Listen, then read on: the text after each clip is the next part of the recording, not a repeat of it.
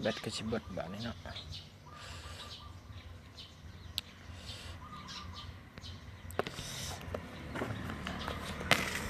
มีคนเขามาเบิ่งบาทเนี่ยกินมะม่วงเด้อหากระว่างแจวเกลือ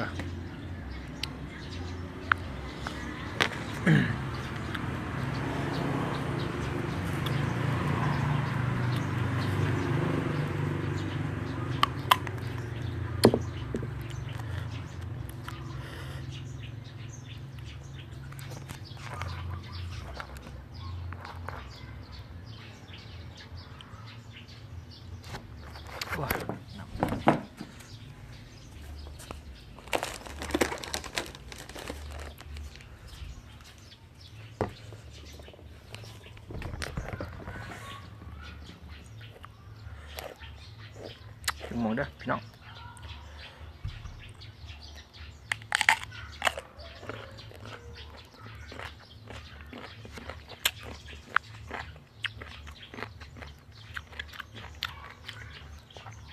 ขออนุญาตเด้อกินบสุภาพ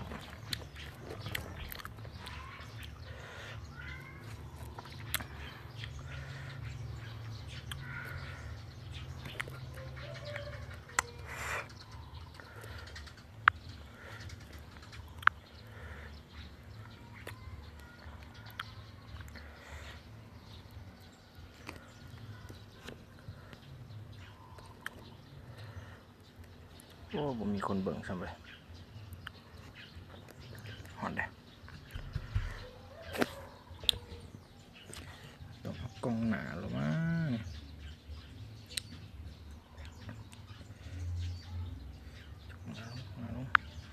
กล้องหลังไหม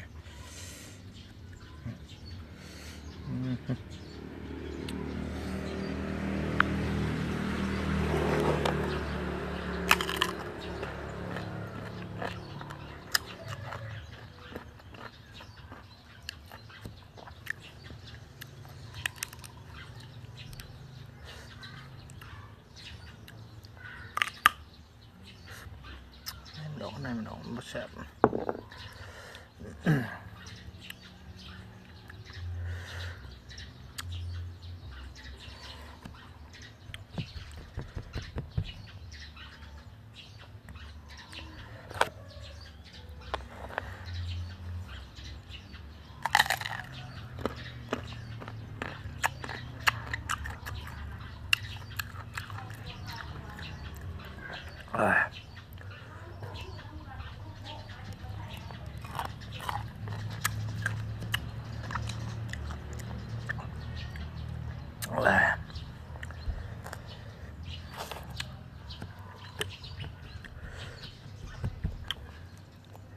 โอ้จากนาทีเดี๋ยวผมมีคนเบิ่งเลยไป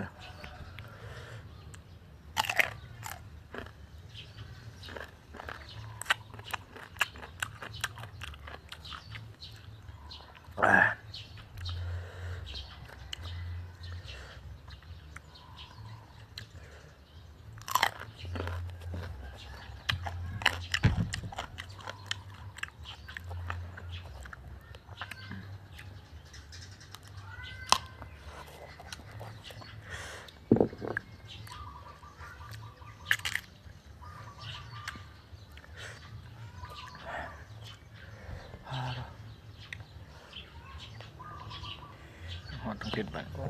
ตกน้ำ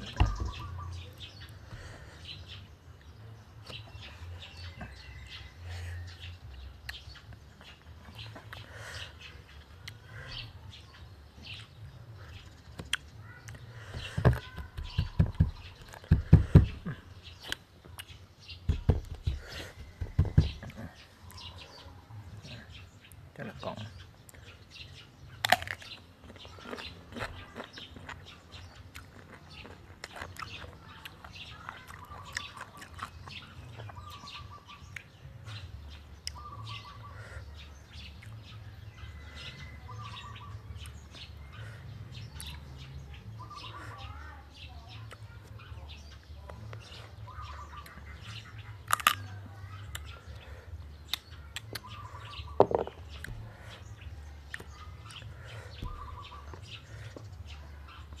โอ้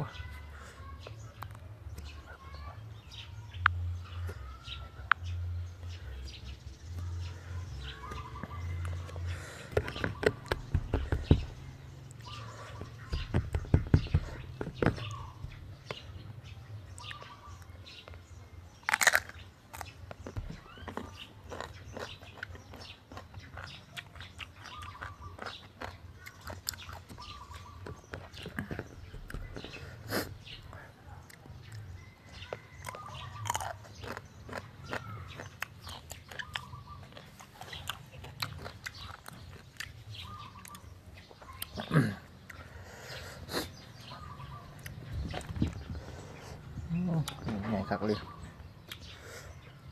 ใหญ่คักเลยนู่นนี่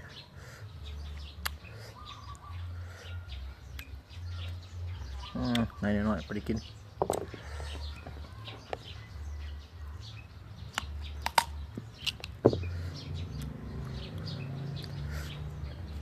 เว้ยคนเบิ่งเว้ยนอนเว้นบ่ยัน2 ครึ่ง